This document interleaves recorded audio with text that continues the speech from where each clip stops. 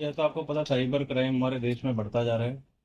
और Indian cyber crime coordination centre एक nodal agency है जो बताती है कि वर्ष 2022 में करीब 9.5 लाख साइबर क्राइम इंसिडेंट हुए थे। और 2023 में बढ़ के 15.5 लाख इंसिडेंट हो गए थे। तो एक और जानकारी मिलती है कि जो 46% फ्रॉड हो रहे हैं, तो उसमें जो 1800 करोड़ रुपए जा रहा है हमारा, तो वो बाहर के देशों में जा रहा है, जैसे लाओस हो गया, कंबोडिया हो गया, वियतनाम हो गया। तो इससे ये हमें जानकारी मिलती है कि इनको रिकवर करना बहुत ही मुश्किल और कठिन काम है। तो ज़्यादा बेहतरीन जो हम काम कर सकते हैं वो अवेयरनेस है और अपने आप को सुरक्षित रख सकते हैं।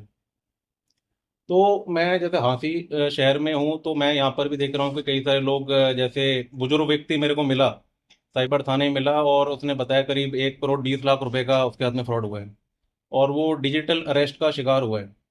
और हमारे जो माननीय प्रधानमंत्री जी भी हैं, उन्होंने भी मन की बात में ये बात कही थी कि जो डिजिटल अरेस्ट के केसेस आ रहे हैं उनके खिलाफ सख्त से सख्त कार्रवाई होनी चाहिए। मगर कार्रवाई से बेहतरीन ये रहेगा कि हम जागरूक करें, लोगों को अवेयर करें कि भाई हम इन घटनाओं को प्रिवेंट करें। सबसे ज़रूरी वो चीज़ है।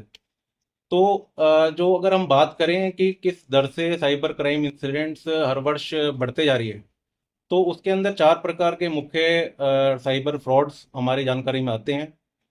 सबसे पहला डिजिटल अरेस्ट है, जिसकी मैंने अभी बात करी।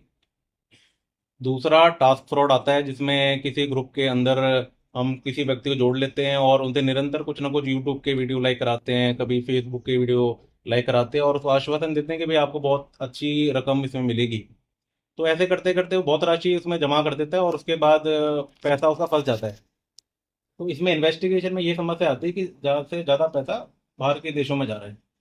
इसी प्रकार से एक हमारा इन्वेस्टमेंट फ्रॉड है, इन्वेस्ट करवाते हैं और बहुत सारी पूंजी उसमें लगाने के बाद वो पैसा कभी निकल के नहीं आता। और चौथा हमारा जो चल रहा है, डेटिंग और रोमांस स्कैम है, जिसमें कोई मैट्रिमोनियल अलायंस बनाने के लिए लोग पैसा काफ़ी लेते हैं। तो ये सारी बात करने के बाद हमारे मन में आता है कि भाई इसका कैसे हम बचाव कर सकते हैं।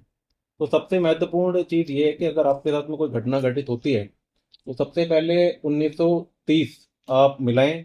उसमें कोई भी राशि अगर आपकी फंस जाती है तो उसको तुरंत उस बैंक अकाउंट को फ्रीज करवा दिया जाएगा। और बहुत सारा पैसा इसके अंदर हमारा रिकवर होकर वापस भी आ चुका है। तो ये बहुत ही अच्छी एक तुरंत कार्रवाई करने वाला लैंडलाइन नंबर है, जो कि एमएचए द्वारा संचालित करवाया जा रहा है, हमारे राज्य सरकार द्वारा। इसके अलावा दूसरा तरीका होता है नेशनल साइबर रिपोर्टिंग पोर्टल।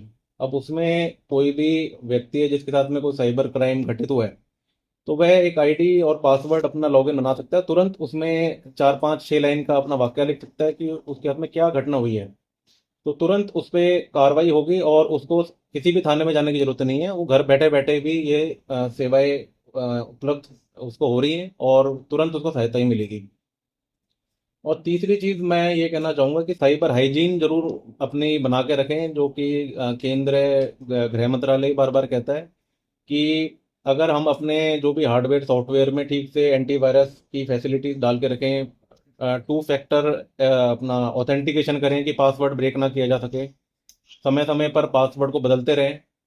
और इसी प्रकार से हमारे कई बार मेल के और अन्य वेबसाइट के भी पासवर्ड होते हैं, तो उनके अंदर भी स्ट्रॉन्ग पासवर्ड रखें ताकि कोई ट्राई करके उसको एक्सेस ना कर सके। तो ये साइबर हाइजीन का भाग होता है, जिससे अगर हम ये तीनों चीज़ों को ठीक प्रकार से फॉलो करेंगे तो मुझे पूरा विश्वास है कि हम साइबर फ्रॉड और साइबर क्राइम पे अंकुश पा सकते हैं।